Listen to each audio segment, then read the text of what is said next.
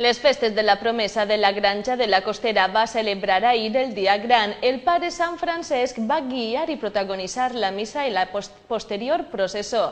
El fi de festes es va desenvolupar al poliesportiu. Sols 2 dies, del dimarts 9 fins a ahir 10 d'agost, però plens d'activitats. La Granja de la Costera ha celebrat les festes de la promesa, on un any més ha posat de manifest que és un poble actiu on cada volta són més els veïns i visitants que participen. El pare Sant Francesc, patró del poble, fou ahir l'autèntic protagonista. Pel matí cercavila i solemne missa i per la nit a les 9 processó de la promesa. Però anem a recordar primer els actes ja desenvolupats.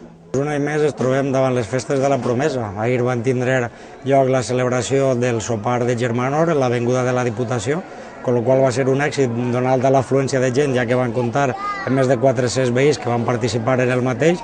Acabat van tindre també la disco mòbil que va amenitzar, sobretot per a la joventut, fins a més de les 5 del matí, i va tindre també durant el mateix sopar el concurs tradicional de tortilles organitzat per l'Associació de les Dones de la Granja, el qual des d'ací vull donar-los les gràcies també perquè ajuden a amenitzar la festa, i per la vespre van tindre també una sèrie de jocs tradicionals populars valencians al poliesportiu.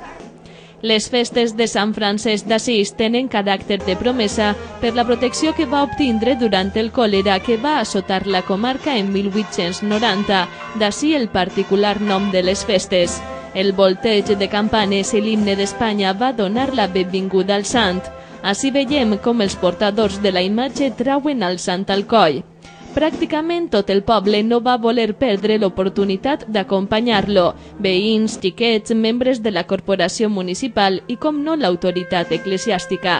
El fervor i devoció al sant es comprovava amb els vítols espontanis que es proferiren durant la processó.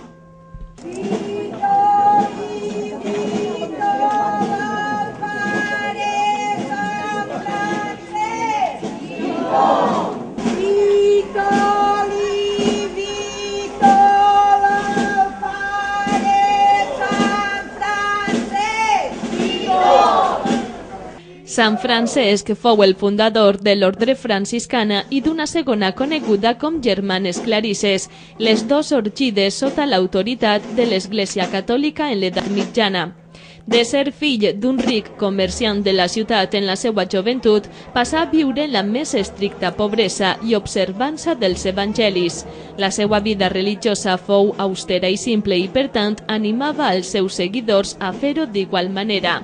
El seu patronatge abasta com no als animals, al medi ambient, als comerciants i al pessebrisme. Enguany la processó sí ha pogut acabar l'itinerari, a diferència de l'any passat, on el carrer Pou es va decidir dur-la de nou a l'església degut a la gran tempesta i pluja que va caure. Ja dins del temple no va faltar el càntic en honor al sant.